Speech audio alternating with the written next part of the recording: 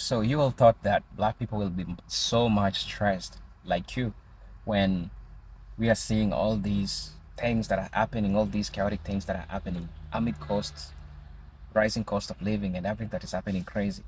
You thought that black people will be stressed, right? You thought that black people will be afraid, right? But the truth of the matter is, you are the ones who created the same situations, same conditions to black people, and they developed something that you cannot have. There is something called an antidote, right? So when your body catches virus, your body develops an antidote, or it can be physically induced, or it can be chemically induced, it can be artificially induced. So the antidote that black Americans have is what we call resilience. You pushed black people to the core. Black people found ways. Black people made their pain to be so much beautiful. That's why we are having R&Bs, we are having all these talents, we are having all these things that you cannot have. Because black people made it through the pain that they went through. It is pain that has made black people to be great. That made them become so resilient to anything. It is so much hard to break a black person or to break black people. So brothers and sisters, probably people are asking themselves, why aren't we see black people complain about the cost of living? It is because America has been putting black people in the same situation.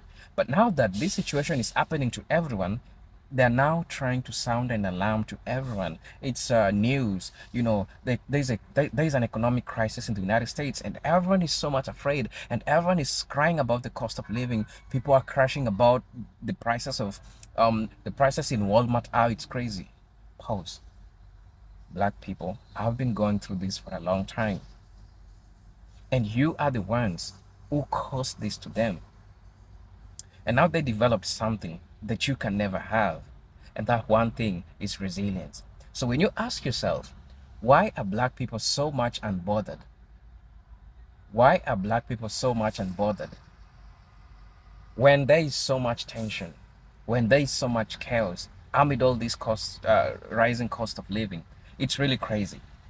Brothers and sisters, I want us to watch this video, then I'll be back. I'll be sharing my thoughts in regards to this. If you're watching me for the first time, I'm your host and presenter, Genetic Stories. So let's get into it. I'll be back. I put it into words, but I genuinely want to have a conversation about this. Okay, I genuinely, like, no disrespect, just a genuine conversation. With everything going on right now, especially in America, there's a lot of civil unrest. It's almost to the point where it's like a boiling point, where it's about to pop, where it's about to burst. Everyone is having civil unrest. It's like it's teetering onto something, but we don't know what it is yet, right? Everybody keeps saying, how could they do this? Why isn't anybody stopping anything? Like, what's going on? There was a black woman that said, and I quote, "The reason why nobody is throwing the first stone is because they're waiting for black people to throw it first." That has altered my brain chemistry because, mind you, we know the laws are going to come down to us. So of course we're going to try to stand up for others. And I've noticed immediately, especially with the ICE raids, we've seen videos of people saying, well, why haven't black people stepped in? We did this, a transactional interaction. They tie it back to Black Lives Matter. Like, it's blowing my mind. I don't know how to explain it. These folks wondering where black people are? We at home. We are minding our business. Anybody that is asking us to do anything other than mind our business and ain't apologized, problematic. Because y'all still ain't learned your lesson. Y'all still thinking we out here being somebody mule. Absolutely not. Okay? I saw a video. If you have not seen Two Raw, Two Reels take on this young man that is basically saying we need to come together and build community. No. We don't need to build community with you because when we had an opportunity to, y'all didn't want to build. Y'all said other stuff about Kamala Harris, VP Harris, Attorney General. Y'all said everything about her qualifications and that she wasn't this, that, and the third. And we actually said and fundraised and raised the money. We put our money where our mouth is because we knew what we were up against. Like, until y'all apologize for not trusting us, and the apology need to be as loud as the disrespect. That's what people don't understand. People out here trying to force black people into activism, and it's just not working, no matter how y'all kicking and screaming and how high y'all hollering. Like, that don't do nothing but turn us off. A lot of us grew up with black grandmas and aunties and them. The louder you holler, the more they don't give a damn. They will let you cry yourself to sleep. Okay? So, if you want us to be outside and in the streets, too bad, so sad. If you want us to be organizing and telling people where to go, how to get there, and where to be, too bad. That's not where we at. The responsibility now relies on y'all, because we try to tell y'all. I will never stop making videos about this. Literally, like, my whole entire content has changed because some of y'all don't believe fat meat is greasy. And here we are. Here we are. Y'all need to leave Madam VP Harris alone. Let her do whatever she want to do. If she want to go to Kroger, if she want to go hike in the mountains, if she want to go to Mammoth, California for a ski weekend, we gonna let her. For the rest of us, Black Americans, we not coming outside unless we want to. We not building nothing unless we want to. Because there has been a breach of trust. And that's just is where it is. That election was a couple months ago. We not just getting over it. Because there's generational harm that is being caused. All because y'all didn't want that black woman in office. And it shows. It shows. And now y'all finding out that this man that currently occupies the White House, he don't like y'all either. And here we are. Y'all want us to come out and slave and be outside and help y'all organize and fight the power that be? No. Y'all better leave us alone. And let that apology be as loud as the disrespect and the harm that y'all done caused. Okay, bye. I just saw a post that was just like, the fact that people aren't rioting in the streets of America is truly astounding. And the first comment under it was, they're waiting on black people to do it. And now that I think about it, that is literally facts. The reason why things are not happening right now the way they should, and riots are not happening the way they should, is because they want us to be on the front lines of it, like we always are, of every revolution in American history. But this time we don't want to do it because we know how that turns out for us. It just turns out them labeling us as the usual suspects. It's just an easy excuse for them to put violence on us or attached to us as like a part of our character or something. They're afraid to be on the front lines of it themselves because they know that the perception of them is going to change afterwards, no matter what happens. I'm going to tell you like my grandma told me. It's because we like ourselves. It's because we like ourselves. They cannot do anything to us to take away our joy. They can't do anything to us to take away our confidence. They can't do anything to us that makes us feel like we're not going to make it through. We know we're going to make it through because our ancestors did. Anything that you could do to a group of people have been done to us. And because we know that, because we know our ancestors survived much worse, we know that we can. They sang during the worst of times, so we can sing now. They laughed during that. We can laugh now. We like ourselves. And that's, if other groups of people, if they had to go through what we go through, they would not make it. And they know that. So they don't understand why we do. They don't understand how we can still laugh through all of this pain and turmoil. All the jokes that we made about how every day the world's falling apart, and here we are skating and double dutch and playing spades and line dancing and having a good time. They don't understand how that's happening. You see the farmers out there in Kentucky or Nebraska, wherever, they are having a horrible time, and their suicide rates are 3 times the national average right now because they can't take it. They cannot take what we can take. Not only can we take it, not only can we endure, we can also be happy while we're doing it. We can find joy while we're doing it. That's why black people always will be like, we don't take anything seriously, or we make a joke out of everything. In every situation, we make a joke because we know how to have joy. We figured out that life is about having fun. And people will look at that and they hate it. They hate it. They say that we're lazy, They say that we are, uneducated and stupid and everything, childish, immature. But the truth is they're jealous. They're jealous because if what had happened to us happened to them, they would not be as happy as we are.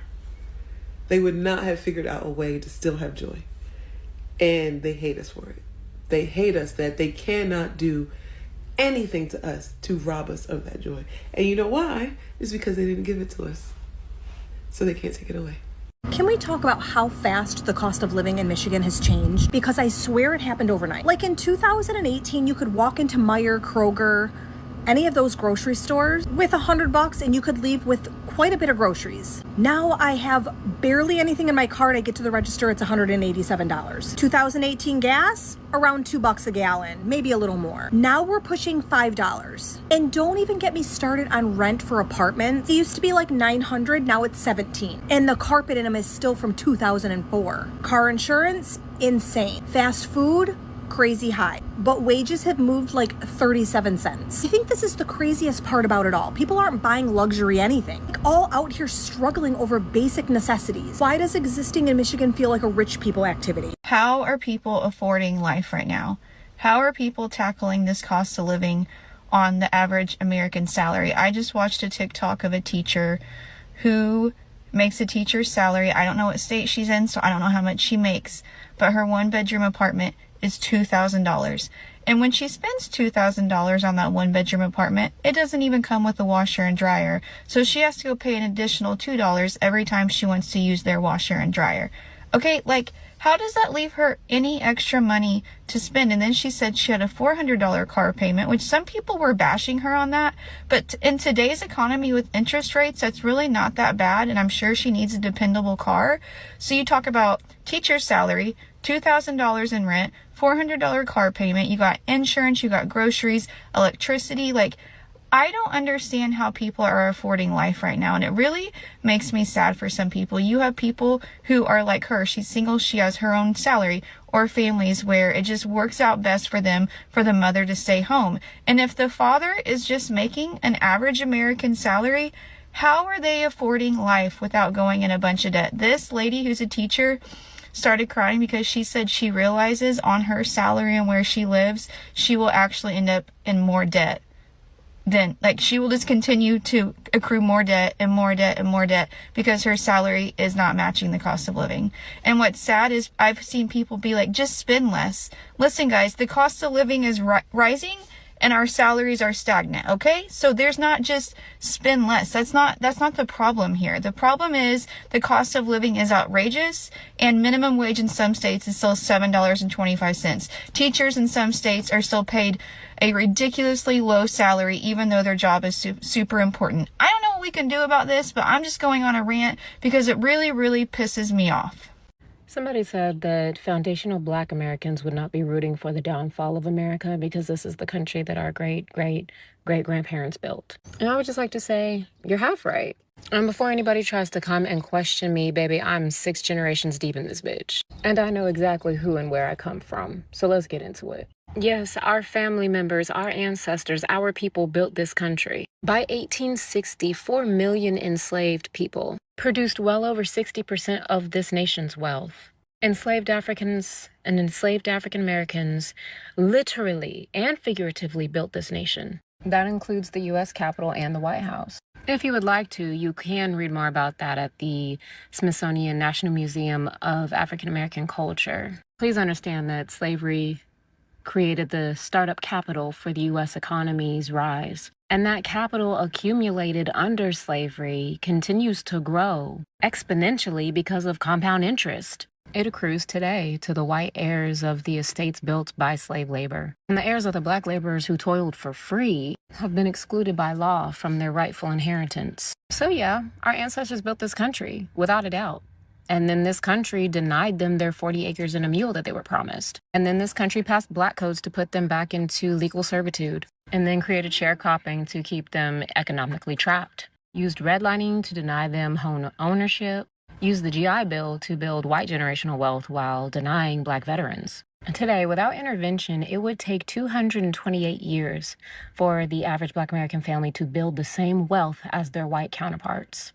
228 years, according to the NAACP. So when I look at this country, I don't see a country that was built for us. I see a corporation that was built by us, owned by someone else that has never once paid its debt. A corporation that quite literally needs an underclass to function. Did you know that Black Americans hold 2% of the nation's wealth? Less than 2%, according to Berkeley Economic Review. And that's not by accident. That is a feature of this nation, of this corporation. So will the fall of America hurt Black and brown communities first? Yes, of course, it always does. Every economic crisis in American history, Black and brown communities see it and feel it first. The 2008 housing crisis, Black families, Black American families felt it first, losing 53% of the wealth. COVID, Black Americans died at twice the rate. Every recession, every inflation spike, every single crisis, same story. So in that respect, I understand why some people are saying don't root for the fall of America. But here's my question. What exactly are we protecting? A system that was designed with our subjugation built into the infrastructure? A corporation that used our ancestors as startup capital? Still ain't paid that debt? Instead of saying that I'm rooting for destruction, I'm just going to say that I'm rooting for something better to be built in its place. You wouldn't renovate a house whose foundation was built on the bones of your ancestors and call it home. So last night I posted this on Threads. It's not a matter of Black people not caring. It is the fact that whenever anything happens, someone is asking us, where are the Black people? Like we are required and mandated to show up. Why are we always requested? Stop asking us where we are at and go ask your friends. Black people will always and have always been on the ground fighting, but stop requesting us like we are your own personal Avengers. Black people are on the ground doing the work. That's not the problem. We care about these things. We fight for these things. We know that not all immigrants are from Mexico or Latin America, okay? We understand that. But the issue is this constant request for us to come do labor. Like, oh, shit's hitting the fan. Where are the Black people? Where are the Black people at? Shit's hitting the fan. We're not your personal Avengers. We aren't superheroes. We do a lot of the work and it goes unnoticed. It goes unthanked, and that is fine. It really is, because that's what we do. We care and we fight and we organize, and we've been doing that for decades. But to come and get on these social media sites, to get on Kelly Rowland's internet and continuously say, where are the Black people? Why aren't they out fighting? Is making it seem like we are obligated and mandated to show up, when who is showing up for us? Because don't worry, we are showing up. We're just fucking tired of you asking us, requesting us like we're your maid service. Oh, and one more thing. If you're asking us where we are, that lets me know that you're not even really doing the work. Because if you were doing the work, you would fucking see us. Why can't white people just leave Black people alone? People watch my videos on social media talking about anti-racism, talking about reparations, and they can't control themselves. They have to comment and tell me, I disagree. I don't agree with what you're saying. That's ridiculous. That's stupid. Because it is ridiculous and stupid. Or maybe I'm saying that because I'm white. See, I've been told so many times that I talk white and that I think like white people, even though I don't understand what that means. But I'm starting to believe that, oh my God, that I am white. But is this you? White people, do this on Juneteenth. How do you celebrate Juneteenth as a white? Every white person needs to watch this. 3 ways white allies cause unintentional harm. 3 ways that white allies cause unintentional harm during conflict. Here are 3 ways that white allies cause unintentional harm. White supremacy makes white people stupid. I mean, what? I didn't even have to scroll far because I ain't got time for that. And I still found those videos. Like, how do you dedicate all your social media platform to talking about white people and then expect white people not to react, not to comment, not to disagree? It's not making sense. It's just like me dedicating my whole social media platform to talking about Asians and then expect Asians to keep quiet and not react and not comment and not disagree, and then come online cry about it, and say, why can't Asians leave me alone? Why can't Asians leave Africans alone? Leave black people alone? See how that sounds? It's not making any sense whatsoever. You know what you're doing when you say things that you say and target one specific group of people. Obviously, TikTok loves drama and controversial things, and they would help you spread it out to people's For You page. So you can't come online and start crying victim. It doesn't work that way.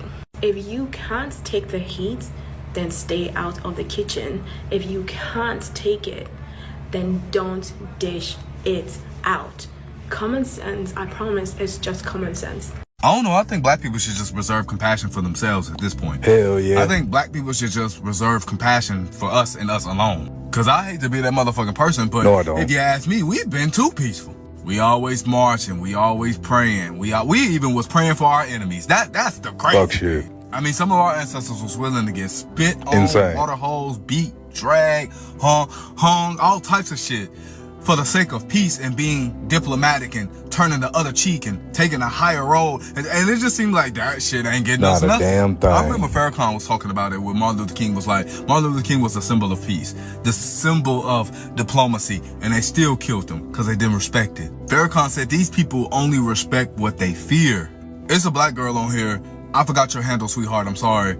But it's a black girl on here said maybe so-called black people are not respected because we haven't committed a genocide. And I hate to be that person. No, I don't. But it's starting to make sense. We've tried everything when it came down to the peaceful route. Everything imaginable. The only thing so-called black people have not tried is violence. That's the only thing. That's literally the only thing. We've tried marching. Yeah. We've tried education. Yeah. Sit down. Yeah. Meet and greets, bitch. Yeah. Forgiveness. Prayer. All types of shit. That's where I'm at this point.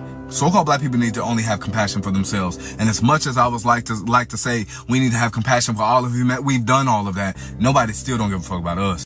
All right, so here's what we're doing for 2026. It's a new year. We're moving differently. The first thing we're going to be doing, we're not building somebody's country that they can't build themselves. We're not doing that no more, family. None of that year of return, none of that. We're not doing that. We got to focus on self-building home first. We got to start right here in our communities. Inner city kids need us 20 miles away. Inner city schools need funding 20 miles away, right? Our communities need us 20 miles away. We're not going 10,000 miles away and building other people's countries that can't build themselves. So we're not doing that. We're stopping right now. Second, we're not going to the diaspora wars. We try to explain outside. No more trying to explain. People don't care. They just want to argue with you. They just want to be a contrarian. Some people are trying to troll you. Stop trying to explain yourself. We're not explaining ourselves no more.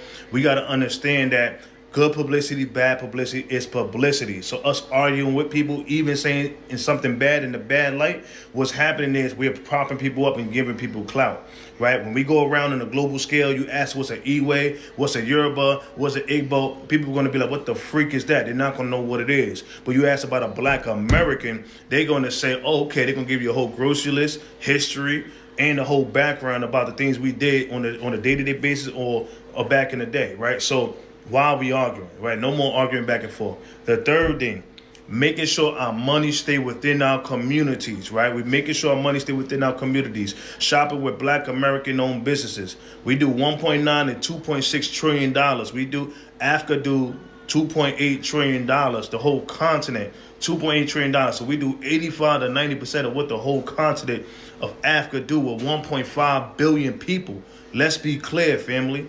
And we're projected to do $103 trillion by 2050. The whole continent of Africa is projected to do $29 trillion by 2050. So we're going to 3 to 4x the whole continent of Africa. And by that time, there should be about 3 billion people. So again, let's start focusing on home to make sure we keep that money within our communities, make sure we're good, and then after we can start helping other people. No more trying to save other people. No more trying to do none of that. We've been pouring out empty cups for the last 65 years. We've been the emotional currency of the world. We've been stepping in front of everyone's atrocities. We've been the carpet for the world to step on. Now it's time to make sure home is good. We good first, all right? Let's straighten up and fly back. I love y'all. I'm excited for the future. Let's get it. One of the most difficult and exhausting things about being Black in this country, but especially during times like this, is seeing how frequently you stand alone when you ride for everybody else. Black people voted in the greatest percentage against Trump, and even though he ran on deportations in all 3 of his campaign cycles, which did not, still isn't affecting black people, we still showed the most support against him and those policies. Deportation doesn't affect us, and still, we voted against him and his policies, knowing that they would affect everyone else more than us. We literally rode for y'all harder than you rode for yourselves. Yet so many of you have spoken up against every pro-black safety, empowerment, civil rights, peace movement that we've had, at least my lifetime. And don't get me wrong, there have been plenty of you who supported, and you already know I'm not talking to or about you. I'm talking about people like the Latinos that voted for Trump and sang songs about it, and then when their abuelas got deported are like, well, where are the black people standing up for us? The where's Kamala crowd. The group that still listens to this administration of idiots and somehow blames Barack Obama for shit that's going on right now. So consistently, this country has shown black people that being black means to be in everyone else's corner but have no one in yours. And the most frustrating part remains the reality, the knowledge that we're gonna still keep fighting, not just for you, but for us as well, because we know that injustice anywhere is injustice everywhere. And if one of us isn't free, then none of us are free. Despite how frustrating it is for us that y'all can't get that through your fucking skulls. Racists are obsessed with black people. I just saw a video of a black woman talking about how there was a neurological research done on racist white men and racist white women. And she said that their brain waves and their brain patterns match the brain waves of a person that has an addiction and someone with obsessive compulsive disorder. Racists are the most illogical people on the planet because they live in their own concept of reality and they go around the world projecting that illogicality onto other people. You have created this weird competition in your mind that doesn't even exist, and that's why you think there's going to be a race war. You literally have created this narrative and this standard for people in your own brain that also doesn't even exist. You've created this totem pole where you have put yourself at the top of it, which also doesn't exist. Creating unnecessary competition where there is none is a sign of insecurity. This is why I think that racists are low IQ people, because they're so illogical and there's no logic in hatred. Let me know down below in the comment section what you think of those discoveries. Like, comment, and follow for more commentary content. The government is using reactive abuse and Black Americans are using the Grey Rock method. That would be the best way to explain what's currently going on. That would explain the targeting towards Black people and all of these things that seem to be going on in order to literally upset Black people and get us into the streets.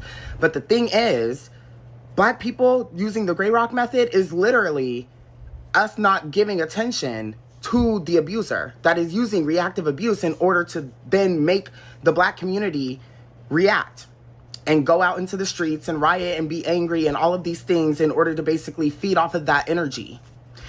It's basically to feed off of that energy and then create another narrative of Black people being angry and violent and all of these things. Like, that's quite literally the whole thing. But since Black people are using the Grey Rock method and basically not giving the reaction to the government that they want from Black people, that's causing the abuser who's trying to use reactive abuse, it's causing them to actually ramp up their violence and ramp up the abuse and ramp up all of these tactics of reactive abuse in order to upset Black people. But Black people are still using the Grey Rock method, meaning we're not going out into the streets and we're not causing riots and we're not being violent. So their narrative isn't actually working for them. Like, that's the whole thing. And it's like, what happens when we use the Grey Rock method and we don't give them the reaction that they want? They ramp up all of the craziness, but at the end of the day, they're going to implode. Like, they're literally going to do so many things to specifically target Black people that literally the whole system is going to crumble and collapse. And they will no longer be able to do these things anyway. Like, I fully believe that's what's going on. Because now, with the Black community using the Grey Rock method against the government that's using reactive abuse, now they're going to just keep ramping that up and making things more and more crazy, but then it will just become more and more clear and more obvious that the government is literally doing everything that it can in order to provoke and get a reaction out of Black people. And so it will get crazier, but it will just show that that's what they've been doing this whole time. And so then the system will start to implode and then the system will begin to collapse. Mind you, I believe we're already within the collapse of the American empire anyway, but it's just like, it feels like their last ditch effort to harvest energy from Black Americans, or to literally get us in the streets and then create a narrative of negativity surrounding Black Americans. It's so crazy. I am trying to get real with myself and with other white people, and it is painful work. There's a whole lot of blame toward Black people for being the cause of how white people treat them, and I'm trying to get to the bottom of that. I decided to take a closer look at slavery, since that's such a big topic in the United States. There has been slavery all over the world forever, and all colors of people have enslaved other colors of people for as long as we know about. But the transatlantic slave trade, in which Europeans brought African and Caribbean Black people to the United States to be free labor in the new colonies before they were really the United States, is a whole different story of slavery. Slavery historically had to do with who won and who lost a war, who was convenient, who stumbled by at the wrong time, and so it wasn't specifically race-based. So why did these white Europeans choose Black people to enslave? Because their physical differences from whites made it easier to create lies that they were biologically inferior. They invented science to defend this. It was easier to make these people who looked so different from us less human. And that lie made it easier to justify torture, rape, family separation, and death on a massive scale. And it made them, quite frankly, easier to identify if they tried to escape. The legacy didn't disappear when slavery ended. Eugenics came along and fed the racial superiority notion of whiteness, and it influenced the Nazi narrative along with the racial one. It carried over into segregation, Jim Crow, housing, policing, incarceration, education, all of that. If we're ever going to fix what's broken, we need to get curious enough to name how it got broken in the first place. White people need to get curious so we can say no more, not on my watch. So what I think white people should work on is learning the art of stoicism. And it's not like you're trying to hide everything that you're going through. It's not like black people are it's not like black people are now got it all figured out. No. Black people still haven't figured it all out. But what is happening to them is that they learned to have their own community. In as much as small it is, they learned to use the small that they had, and they balanced it, and they used it, and they leveraged it to their advantage. Because they know what pain is, and they've seen pain. In all these chaotic issues that are happening, we are still seeing black joy, we are still seeing black excellence. This is one thing that white people can never understand. The root is black resilience. It is the resilience that is making black people be who they are right now, right? Because they have been made through difficult times, and they learn to make every negative thing become beautiful. And that's why out of all those chaotic things that are happening, out of all those negative things that are happening, black people managed to make something beautiful out of it. Look at the cuisines, look at the seasoning that you all talk about. It is all tied to the history of racism and slavery. Black people had to figure out ways of doing all these things in the midst of chaos, in the midst of racism, in the midst of all those crazy things that are happening to black folks. They found something beautiful. And that something beautiful worked for black folks. That something beautiful is still working for black folks. And now we are seeing all these white people crying about the prices of groceries, the prices of all these things that they were talking about. But you learn that black people have played a pivotal role in showing or in ensuring that everything works on their side. I want to appreciate every black person that is watching this video. I want to appreciate them for understanding the importance of coherence, having black family, being together, having community, and that is what has made things work for black Americans. right?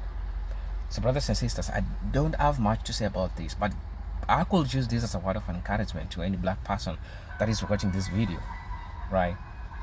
So please let me know what you all think about this video. As you know, I'm your host and presenter Unique Stories, but until then, let me see you in my next video. Peace, love, and harmony. Salute.